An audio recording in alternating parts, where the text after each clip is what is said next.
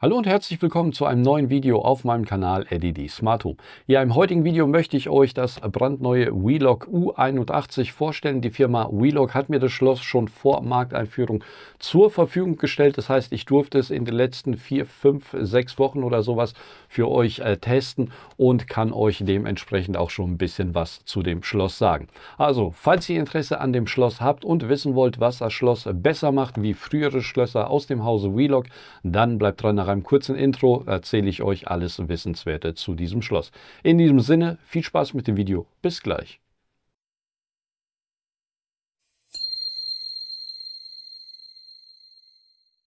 Schön, dass ihr dran geblieben seid. Ja, was macht das U81 besser wie zum Beispiel das 51er hier, das ich vor ein paar Wochen schon mal getestet habe? Also, bei diesem Schloss hier, beziehungsweise generell bei anderen Modellen von Wheelock, wird immer wieder kritisiert, dass falls irgendwann mal die Elektronik kaputt gehen sollte oder irgendwie einen Aussetzer hat, man keine andere Möglichkeit hat, die Tür zu öffnen, wie das Schloss zu zerstören und sich so Zutritt zu der Wohnung, zu dem Raum oder was auch immer zu verschaffen. Ja, und die Firma Wheelock hat auf diese Kritik gehört und hat jetzt das U81 rausgebracht. Und das Besondere an dem U81 ist, dass sich hier unter dieser Abdeckung nochmal ein Schlüssel befindet, beziehungsweise nicht der Schlüssel, sondern ein Zylinder, wo man einen Schlüssel reinstecken kann und dann kann man das Schloss auch mechanisch öffnen. Das heißt, sollte irgendwann mal die Elektronik, wieso auch immer, spinnen, hat man einen Backup-Schlüssel beziehungsweise 2 Backup-Schlüssel und mit diesen 2 Schlüsseln kann man das Schloss auch mechanisch öffnen. Ja, ich habe wie gesagt das Schloss jetzt seit ein paar Wochen in Betrieb und habe es getestet. Den Schlüssel selbst habe ich bisher noch nicht gebraucht, außer mal zum Testen, denn bisher funktioniert das Schloss tadellos. Und ja, dann würde ich sagen, wir packen das Ganze gemeinsam aus, beziehungsweise ich habe schon ausgepackt und schon in Betrieb genommen. Aber ich blende euch hier mal ein bisschen was ein und zeige euch, was sich im Karton befindet und wie ich das Ganze montiert habe. So, dann gucken wir uns mal an, was in der Box ist. Also in der Box befindet sich zum einen die Installationsanleitung bzw. die Betriebsanleitung, die ist bebildert und auf Deutsch natürlich. Dann gibt es noch eine kleine Box, dort befinden sich zum Beispiel 3 RFID-Karten drin, womit ihr das Türschloss auch öffnen könnt. Dann eine kleine Buchse, so eine Verlängerung, falls eure Tür ein bisschen dicker ist und so einen schwarzen Gummiüberzieher für das Schloss und ein paar Schrauben, die ihr eventuell für die Montage des Türschlosses benötigt. Dann gibt es noch so ein paar Platten, womit ihr die Tür ein bisschen dicker gestalten könnt. Also bei mir war die Tür relativ dünn und deswegen habe ich diese Platten hier auch benötigt, um die Türdicke ein bisschen größer zu machen. Dann habt ihr hier noch einen sehr langen Imbusschlüssel, den benötigt ihr, um eine Mutter bzw. so eine kleine Madenschraube zu drehen. Und dann befinden sich auch noch 2 Schlüssel drin, womit ihr dann das Türschloss mechanisch öffnen könnt. Ja, und zu guter Letzt befindet sich das Schloss selber drin. Wie das Schloss im Detail aussieht und was es da alles Wissenswerte gibt, das schauen wir uns jetzt gemeinsam an. So, dann schauen wir uns das Schloss auch nochmal hier direkt zusammen an. Also wir haben hier auf der Außenseite haben wir einmal den Fingerabdrucksensor, womit man die Tür öffnen kann. Dann hier unter dieser Abdeckung befindet sich der Zylinder für den Schlüssel. Dann haben wir hier ein kleines Display, dort werden uns Daten angezeigt, das heißt irgendwelche Befehle oder den Batterieladezustand oder ähnliches.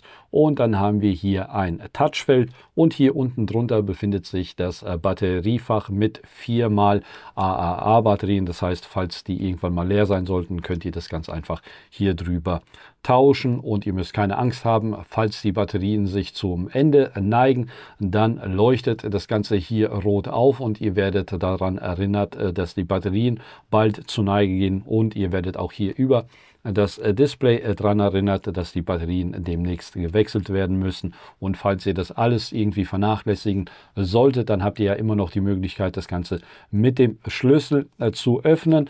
Die Abdeckung hier geht ein bisschen schwierig ab. Ich verwende hier immer den Imbusschlüssel dazu, um das Ganze zu öffnen oder abzumachen.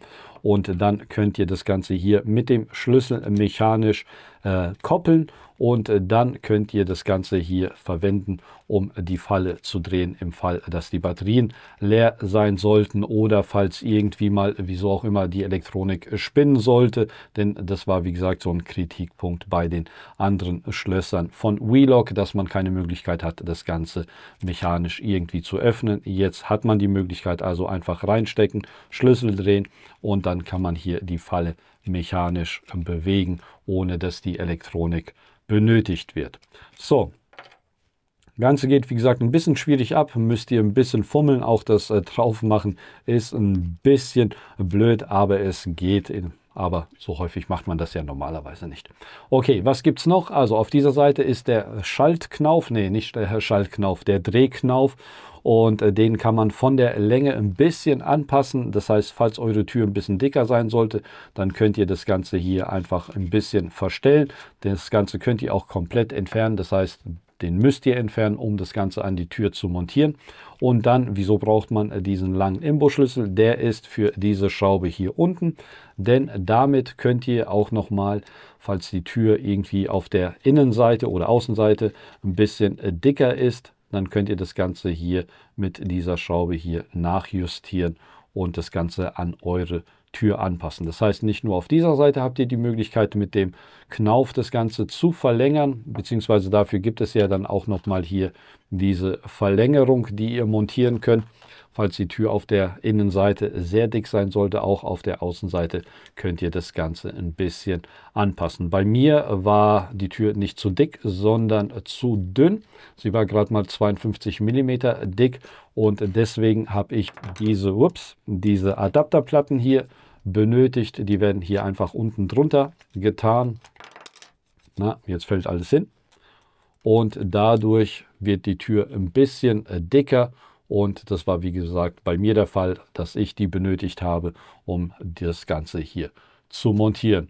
Generell, die Türdicke muss irgendwas zwischen 50 und 95 mm, glaube ich, sein. Stand irgendwo, hatte ich das gelesen. Ansonsten guckt auch noch mal auf der Herstellerseite die genauen Angaben. Ich übernehme jetzt keine Gewähr. Okay, also das hätten wir und dann... Was gibt es hier noch? Genau, die RFID-Karten. Ihr könnt das Ganze auch noch mit den RFID-Karten entsperren. Das heißt, einfach RFID-Karten hier dran halten und dann könnt ihr das Ganze entsperren, beziehungsweise ihr müsst zuerst eine Taste drücken, dann haltet ihr die RFID-Karten davor und dann könnt ihr die Tür öffnen. Habe noch keine einprogrammiert, deswegen funktioniert das bei mir noch nicht. Ich hatte die aber schon mal bei dem Schloss hier getestet und das Ganze funktioniert. Wie die hier testen oder ob das Ganze funktioniert, werden wir gemeinsam testen, indem wir nachher mal eine gemeinsam anlernen. Aber ansonsten, das war's. So, was gibt es noch? Genau, fast vergessen, ihr könnt die Tür auch noch über diese Box hier entsperren, das heißt über die Tante A oder über die Cloud. Aber wichtig zu wissen ist, das Ganze muss nicht per App gesteuert werden, muss nicht per Cloud gesteuert werden oder angebunden werden. Das Ganze funktioniert out of the box, ohne Handy, ohne gar nichts. Das heißt, falls ihr neue Benutzer oder neue Fingerabdrücke einlernen wollt, dann gebt ihr hier einfach ein paar Kombinationen ein. Die sind hinterlegt in der Betriebsanleitung und dann könnt ihr neue Fingerabdrücke, neue Zahlencodes eingeben. Ihr braucht keine App. Aber falls ihr doch eine App haben wollt und auch diese Wi-Fi-Box habt bzw. haben wollt, dann habt ihr noch die Möglichkeit, das Ganze aus der Ferne zu steuern. Das heißt, ihr habt einmal die Möglichkeit, per Bluetooth euch mit dem Gerät zu verbinden und die Tür übers Handy zu öffnen. Und eine andere Möglichkeit wäre, das Ganze übers Internet zu machen, über die Cloud. Das heißt, über die Box oder die Box verbindet sich dann mit eurem Schloss und ihr verbindet euch übers Internet mit dem Handy, mit der Box und dann gibt es halt so eine Verbindung und dann könnt ihr theoretisch aus der Ferne die Tür öffnen bzw. sie für jemanden entriegeln. Das heißt, irgendjemand steht vor eurer Tür, ihr seid noch nicht zu Hause angekommen, weil ihr was länger arbeiten musstet oder eure Kinder haben, nee, eure Kinder nicht, aber irgendjemand will in eure Tür rein oder in eure Wohnung rein und dann könntet ihr theoretisch aus der Ferne die Tür öffnen bzw. entriegeln, damit er die Tür öffnen kann. Eine andere Alternative ist, ihr könnt das Ganze über die Tante A machen. Der Befehl ist ein bisschen verwirrend, denn man sagt verriegeln Und wenn man sagt, Tante A verriegelt die Tür, dann bedeutet das im Grunde einfach nur, dass das Ganze hier gekoppelt wird und dann, dass man die Tür öffnen oder schließen kann. Wenn man verriegeln sagt, dann braucht die Tante A keinen Code, sondern macht das einfach, was ein bisschen blöd ist. Und wenn man sagt, man möchte die Tür entriegeln, dann fragt die Tante A nach einem Code. Ich zeige euch das Ganze mal. So. Entriegel rechts. Wie lautet dein Sprachcode für rechts? 1, 2, 3, 4. Wird aufgeschlossen. Einen Moment. Dauert einen kurzen Augenblick. Geschlossen. Und dann sollte das Ganze aktiviert werden. So, hat ein paar Sekunden gedauert, ihr seht es. Und jetzt kann man hier die Tür öffnen und musste halt vorher einen Zahlencode angeben. Und wenn man jetzt zum Beispiel sagt, dass die Tür verriegelt werden soll, dann braucht sie keinen Zahlencode. Rechts verriegeln. Wird abgeschlossen. Einen Moment. So, dauert jetzt wieder einen kurzen Augenblick. Und jetzt kann man das Ganze ohne Zahlencode öffnen oder schließen. Also verriegeln oder entriegeln bewirkt natürlich bei dem Schloss immer dasselbe. Das wird gekoppelt und man kann mithilfe dieses Knaufes hier die Tür öffnen oder schließen. Und das Ganze funktioniert natürlich auch übers Handy. Machen wir das Ganze mal kurz übers Handy. So, jetzt ist das Ganze, beziehungsweise jetzt sollte das Ganze gekoppelt sein über Bluetooth. Das heißt, ich drücke hier einfach drauf, dann verbindet sich das Ganze. Dauert, wie gesagt, einen kurzen Augenblick und jetzt sieht man, jetzt kann man das Ganze öffnen oder schließen, bekommt auch nochmal eine Pop-up-Benachrichtigung über die App und einige Sekunden später ist das Ganze wieder entkoppelt. Machen das Ganze nochmal, also wieder draufdrücken, verbindet sich mit dem Schloss und dann kann man das Ganze wieder benutzen. Also das funktioniert, wie gesagt, über die Wi-Fi-Box oder direkt über Bluetooth mit dem Gerät. Und wenn wir jetzt zusammen mal eine RFID-Karte anlegen, das können wir auch nochmal machen. Das heißt, wir haben hier unsere RFID-Karte, sagen hier neue RFID-Karte hinzufügen. Das heißt, wir gehen hier auf Fügen Sie eine Karte hinzu. Dann geben wir hier einen Namen ein. Ich gebe jetzt mal irgendetwas ein. Normale Benutzer, Gültigkeitsdauer lasse ich mal so wie es ist, sage auf OK, dann verbindet sich das Ganze wieder. Jetzt halten wir die Karte davor und jetzt haben wir die Karte hinzugefügt und das war es im Grunde. Das heißt, wenn wir jetzt das Schloss wieder öffnen möchten, drücken irgendeine Taste, halten die Karte davor und dann können wir die Tür öffnen oder schließen mit Hilfe der RFID-Karte. Und das gleiche können wir natürlich auch mit dem Fingerabdruck machen. Das habe ich, glaube ich, noch gar nicht gezeigt. Also wieder irgendeine Taste drücken, Fingerabdruck drauflegen und dann können wir das Ganze öffnen oder schließen. Und wie ich vorhin auch schon gezeigt habe, das Ganze funktioniert auch mit einem Zahlencode. Das heißt, wir geben hier bzw. drücken wieder eine Taste, geben irgendeinen Code ein, drücken dann unseren richtigen Code und sagen dann wieder irgendetwas Schwachsinniges dahinter und dann öffnen.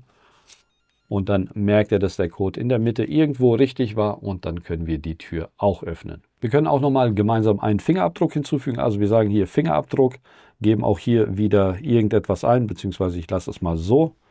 Und dann verbindet sich das Ganze wieder. Und jetzt muss ich 5-mal den Finger drauflegen.